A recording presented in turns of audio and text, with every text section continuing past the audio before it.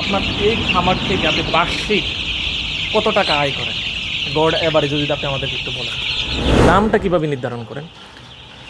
এই জায়গায় আমাদের একটু মানে সমস্যার সম্মুখীন আমরা হয়ে থাকি, যেটা উনি পোস্টম্যাডাম করে বা উনি এই ভালো করে দেখে তারপর এটা চিকিৎসা দেয়। আশা করি ওখানে ভালো রেজাল্ট, অথবা ল্যাবে পাঠিয়ে দিই আমরা।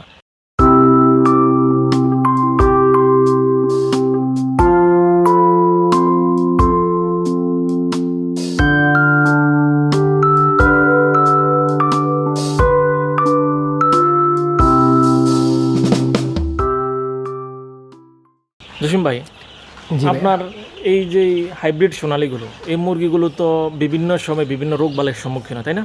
জি, আপনি এই বিষয়গুলো কিভাবে আপনি মোকাবেলা করেন? আসলে পোলট্রি সেক্টরে যদি আপনি ধরেন, সবচেয়ে ডিফিকাল্ট বিষয় কিন্তু এটাই যে সমস্যাগুলো, সবচেয়ে বড় সমস্যাগুলো হচ্ছে আপনার রোগের যে বিষয়গুলো, প্রাদুর্ভাবগুলো অনেক বেশি। যেমন গত 6 মাস যাবৎ রানীক্ষেত বলেন, গাম্বুরো বলেন, এই 2টা রোগে এবং আইবিএস, এই 3টা রোগে প্রচুর খামারি ধ্বংস হয়ে গেছে, শেষ হয়ে গেছে। বাট এরপরও যারা ভালো খামারি, যারা খুব ভালো করে কেয়ার করে, যত্ন করে, ডাক্তারের পরামর্শ নেয়, তারা কিন্তু মোটামুটি এর মধ্যে ভালো আছে। তো আমার যেটা সমস্যা হলে পরে আমি যেটা মানে চেষ্টা করি কাজ করার জন্য যেভাবে, সেটা হচ্ছে যেমন আমি প্রথমেতে ব্রুডিংয়ে যে বাচ্চাটা উড়াইছি, ওই ব্রুডিংয়ের সময় কী কী দেওয়া লাগে এটা পরামর্শ বা ডাক্তার আমাদেরকে দিচ্ছে, যেটা আমরা সব সময়ের জন্য অ্যাজুয়ালভাবে ইউজ করি। আচ্ছা, এরপরে 4 দিন 5 দিন ওই ওষুধগুলো ইউজ করি, করার পরে এরপরে যদি সমস্যা হয় তাহলে আমরা সাময়িকভাবে একটা মুরগি মারা যায় যে 5000 মুরগি থেকে, সেটা আমরা কি করি, এখানে কাইটা বা বিভিন্ন জায়গাগুলো সিলেক্ট করে ওগুলা ডাক্তারের কাছে হোয়াটসঅ্যাপে পাঠিয়ে দিই। আচ্ছা, পাঠিয়ে দিলে উনি আমাদেরকে পরামর্শ দেয়, যেটা নর্মাল সমস্যার ক্ষেত্রে বা একটু ঝিমাচ্ছে তখন ওনাকে বলি, তখন এটা চিকিৎসা দিয়ে দেয় হোয়াটসঅ্যাপে, দিলে আমরা ওটা ইউজ করি। আচ্ছা, এরপরে যদি একটু বেশি সমস্যা হয় সেক্ষেত্রে আমরা কি করি, একজন ভেটেরিনারি ডাক্তার বা 4 জন ডিবিএম ডাক্তার, ওনার কাছে আমরা বাচ্চা পাঠিয়ে দিই, লোক দিয়ে, অথবা আমরা নিজেরা যাই। আচ্ছা, আচ্ছা, উনি পোস্টম্যাডাম করে বা উনি এই ভালো করে দেখে তারপর এটা চিকিৎসা দেয়। আশা করি ওখানে ভালো রেজাল্ট, অথবা ল্যাবে পাঠিয়ে দিই আমরা। আচ্ছা। ল্যাবে পাঠাইলে সেখানে আরও ভালো রেজাল্ট আসে। অনেক অত্যাধুনিক প্রযুক্তি। জি জি, যেহেতু এখন আপডেট অনেক কিছুই। আচ্ছা, আপনার এখানে আমরা অনেকগুলো যেই মুরগিগুলো দেখলাম, এর মধ্যে কিছু কিছু মুরগি দেখলাম খুবই ছোট, আবার কিছু দেখলাম যে বড়, মানে অ্যাভারেজ মোটামুটি বলা যায়, কিন্তু ওরকম না, কিছু কিছু ছোটো দেখলাম। এই ছোটোটা কেন হয় মুরগিগুলো? যখন নাকি ওরা বাচ্চাগুলো দেয়, ওরা তো আর গ্রেডিং করে না। আচ্ছা, ওরা কি করে, দেখা গেছে ওদের কিছু মুরগি আছে নতুন ডিম দিচ্ছে, ওগুলা মুরগির ডিমগুলো ছোট, বাচ্চাগুলো ছোট হয়। আবার কিছু মুরগি আছে ডিম মাঝামাঝি বয়সে চলে আসে, ওগুলা ডিম হচ্ছে সবচেয়ে পারফেক্ট সাইজ, ডিমগুলো বড়, বাচ্চাগুলো বড় হয়। আচ্ছা, তো আমরা যখন বাচ্চাগুলো হাতে পাই তখনই ছোট বড় একটু পাই। আচ্ছা, এই একটা বিষয়। আরেকটা বিষয় হচ্ছে, যদি আমার খামারে আসার পরে, বোর্ডিংয়ে দেওয়ার পরে বা আমার ঘরে দেওয়ার পরে যেটা হয় সেটা হলো, কিছু মুরগি খাবার কম খায় যেহেতু মুরগি বেশি, আবার কিছু মুরগি দেখা গেছে পানি কম খায়, সেগুলো আস্তে আস্তে একটু ছোটো হয়ে যায়। আচ্ছা। তো আমরা পরবর্তীতে কী করি, এগুলোকে আলাদা একটা জায়গায়, মানে তার মানে কিছু কিছু ক্ষেত্রে দেখা যায় খাবার প্রতিযোগিতার ক্ষেত্রেও কিন্তু তারা এরকমটা হয়। জি জি, খাবার প্রতিযোগিতা, রাইট, এটাই। তো আমরা যখন নাকি এই মুরগিটা তো প্রায় 50 থেকে 55 দিন পালবো, তো আমরা কি করি, যখন প্রায় 30 থেকে বা 35 থেকে 40 দিন বয়স হয়ে যায়, তখন আমরা করি যে বাচ্চাগুলো ছোট, ওগুলোকে আলাদা জায়গায় নিয়ে আসি। আচ্ছা, যেমন ওগুলো প্রতিযোগিতা, ছোটো বাচ্চাগুলো আলাদা আলাদা প্রতিযোগিতা করবে, আর বড়গুলো আলাদা থাকবে। তো আলাদা একটা বোর্ডিংয়ের মধ্যে বা আলাদা একটা জায়গার মধ্যে আলাদা করে ফেললে ওখানে সবগুলো আর সমস্যা হয় না, এবং ওগুলো কিছু ভিটামিন বা কিছু চিকিৎসা বাড়তে দিলে ওগুলো হয়তো 2 দিন পরে বা 4 দিন পরে আসে, কিন্তু ওগুলো ওজন চলে আসে ইনশাআল্লাহ সঠিকভাবে। আপনারা এই যে মুরগিগুলো তো বাজারজাত করবেন, তাই না? জি, কতদিন বয়স আপনারা এই মুরগিগুলো বাজারজাত করবেন? আমরা আসলে 50 থেকে 55 দিনে আশা করি 900 গ্রাম, আচ্ছা, এই 900 গ্রামেই আমরা বাজারজাত করি। এবং আপনার 900 গ্রাম কি অ্যাজুয়াল আসেদের? অ্যাভারেজ, আচ্ছা, কোনোটা 950 হয়, কোনোটা 850 হয়, কোনোটা 900 হয়, অ্যাভারেজ 900, আচ্ছা, হয়তো 950 হতে পারে, 800, 850, 900 এরকম। আচ্ছা। দামটা কিভাবে নির্ধারণ করেন? এই জায়গায় আমাদের একটু মানে সমস্যার সম্মুখীন আমরা হয়ে থাকি, যেটা আচ্ছা, আমরা একটু যেমন গরুর মাংসের বেলায় আমরা দেখি নির্দিষ্ট রেট থাকে সারা বাংলাদেশে, এটা প্রতিদিন আপ অ্যান্ড ডাউন হয় না, আচ্ছা, নির্দিষ্ট রেট থাকে।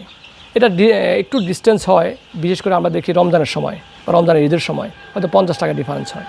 কিন্তু এই পোলট্রি সেক্টরে একটা জায়গায় সমস্যা, যেটা হচ্ছে আমি যখন গত রমজানের ঈদে সোনালি বিক্রি করছি 280 টাকা, কালাবাট বিক্রি করছি 250 টাকা, জি, কিন্তু বর্তমান রেট চলতেছে, সোনালি চলতেছে 180 টাকা, কালাবাট চলতেছে 160 টাকা। আচ্ছা, তাহলে এই যে 100 টাকা ডিস্টেন্স হয়ে গেল, প্রত্যেকটা খামারে কিন্তু লস হবে। হ্যাঁ, তো এই বাংলাদেশে একটাই সমস্যা, যেটা হচ্ছে সব কিছুরই রেট নির্ধারণ বেশিরভাগই থাকে, কিন্তু যদি গরুর মতো এরকম মুরগির রেট নির্ধারণ থাকতো, বাচ্চার রেট নির্ধারণ থাকতো, ফিডের রেট আরও কমিয়ে দিত, তাহলে আমাদের মতো খামারে আরও বেশি করে বাচ্চা তুলতো বা খামারে আরও বেশি বাড়তো, আত্মকর্মসংস্থান বেশি তৈরি হতো, এটা আমার কাছে মনে হচ্ছে। আচ্ছা, আপনার কি মনে হয় যে এই যে সমস্যাটা আপনার কথা বললেন যে বাচ্চার দাম নির্ধারণের ক্ষেত্রে এটা কিভাবে কাটিয়ে ওঠা সম্ভব, বা আপনার কাছ থেকে কী ধরনের পরামর্শ আছে, মানে এই জিনিসটা কিভাবে সলিউশন করা সম্ভব?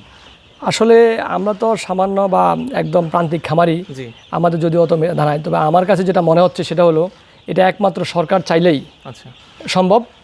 এবং এখানে সরকার যদি নির্দিষ্ট রেট করে দেয় যে বাচ্চা রেট এই রেটটা থাকবে, আচ্ছা, যেটা খামারের যারা উৎপাদনকারী বাচ্চা তাদেরও লস হবে না, আর আমরা যারা প্রান্তিক খামারি আমাদেরও লস হবে না, তাহলে এই জায়গায় কোনো গ্যাপ থাকবে না।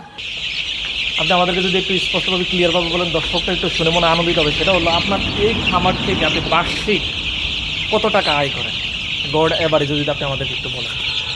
আসলে এটা একজ্যাক্টলি সঠিকভাবে বলা যাচ্ছে না। আচ্ছা, অনেক সময় আসলে অনেক বড় লাভও হয়, আবার অনেক সময় দেখা গেছে একটু কম হয়। তো কোনো বেচে হয়তো লাভ হয় না, লসও হয় না, চালান থাকে।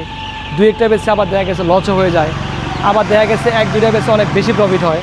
ইন অ্যাভারেজে আমার কাছে মনে হয় যে এক বছরে আনুমানিক প্রায় 5 লাখ টাকা লাভ করা সম্ভব একটা খামার থেকে। এক বছরে? জি। আচ্ছা, এটা এই 4000 মুরগি থেকে বললেন নাকি? জি, এই 4000 মুরগি থেকে বললাম। এক বছরে? জি। আচ্ছা, ঠিক আছে। আচ্ছা, এখানে যে আমরা দেখলাম যে লিটারগুলো ব্যবহার করছেন, জি। এখানে এই লিটারের মধ্যে কী কী আছে আপনার এখানে? এখানে আসলে কাঠের গুঁড়া, যেটাকে বলা হয় ভুসি, কাঠের ভুসি, হ্যাঁ, 6 মাইলের ওইটা আছে। আর আমরা ওই যে ধানের যে তুষ, বিশেষ করে অটো রাইস মিলের যে চাউলটা বাইর করার পরে যে পুরো খোসলাটা থাকে, আচ্ছা, ওটাকে বলা হয় তুষ। আচ্ছা, ওই তুষটা খুব ভালো মানের, যেটা নাকে মুখে যায় না, ঠিক আছে, মুরগির, ওইটা দিয়ে দেই। তো ওইটা উপরের অংশে থাকে, যেটা হয় সেটা হচ্ছে যে মুরগির নাকে মুখে ধুলাবালু কম যায়, এবং ব্রুডিংয়ের সময় যে আপনার এই লিটারের কারণে যে হয়ে যায়, আপনার বুড়া নিমোনিয়া লাগে, ওইটা না হওয়ার সম্ভাবনা থাকে, এবং পরবর্তীতে ঠান্ডার সমস্যা কম হওয়ার সম্ভাবনা থাকে। আর যদি ভুসিটা ইউজ না করি বা তুষটা ইউজ না করি, তাহলে ওই সমস্যাগুলো, যেমন বুড়ার নিউমোনিয়া হওয়ার সম্ভাবনা থাকে, আচ্ছা, আবার পরবর্তীতে ঠান্ডার সমস্যা হওয়ার সম্ভাবনা থাকে। চমৎকার। আচ্ছা, খাবারটা এদেরকে কি দিচ্ছেন এখানে? এদেরকে আমরা খাবার দিচ্ছি যেটা প্রচলিত ফিড, যেটা ফিড, যেমন আমি মূলত নারিশের ফিডটা ইউজ করি, আচ্ছা, আবার সিপির ফিডও ইউজ করি, সিপি বাংলাদেশ যেটা হাইলিং কোম্পানির, আচ্ছা, এই দুইটা ফিডই আমি নিজে ইউজ করি। আচ্ছা। কয় বেলা খাবার দেন এদেরকে? খাবারটা দেয় 2 বেলা, আচ্ছা, সকাল আর হচ্ছে সন্ধ্যা বা রাত্রে। 2 বেলা দেন? 2 বেলা, সকাল এবং সন্ধ্যা? জি জি। এদেরকে ধরতে চান, আমি কিন্তু একটা ধরতে পারতেছি না, খুবই চালাক মনে হয়। জি, এটা যদি কালাপাড় হয় তাহলে ধরতে পারতেন, কিন্তু এটা তো মূলত সোনালী হাইব্রিড, যার জন্য এদেরকে ধরা একটু কঠিন। আচ্ছা, আর পানিটা কি আপনি কন্টিনিউ থাকে? পানি আমরা 3 বেলা দিই, 3 বেলা কন্টিনিউ বলতে 3 বেলা দিই, সকাল, দুপুর এবং রাতে। সকালে যে পানিটা দিই, সকালে পানি শেষ হোক আর একটু থাকুক, আমি পাত্র সব বাইর করে পাত্রগুলো ওয়াশ করা হয়। আচ্ছা, পাত্রগুলো ওয়াশ করার পরে আমরা কিন্তু ডিপ টিউবওয়েলের পানি দিই। লোকাল টিউবওয়েলের পানি যদি দিই, ওটাতে আর্সেনিক থাকে, ওটার কারণে মুরগির আপনার পিএইচ প্রবলেম হয়, পিএইচের সমস্যা হয়, সেখান থেকে বিভিন্ন রোগ জীবাণু তৈরি হয়। তো আমার ডিপের টিউবওয়েলের পানিটা দিলে মুরগির জন্য অনেক ভালো রেজাল্ট আসে। আচ্ছা, মানে পানির সংক্রান্ত যে রোগগুলো হয়, ওগুলো হয়তো হওয়ার সম্ভাবনা কম থাকে। জসিম ভাই, আপনার তো হাইব্রিড সোনালী মুরগিগুলো আমরা দেখলাম। জি। আপনার তো আরেকটা শেডের মধ্যে আপনার কালার বার্ড আছে, তাই না? জি ভাইয়া। আমরা তাহলে আপনার সেই কালার বার্ড মুরগিগুলো দেখবো। আচ্ছা আচ্ছা, ঠিক আছে, চলুন আমরা সেখানে যাই। জি।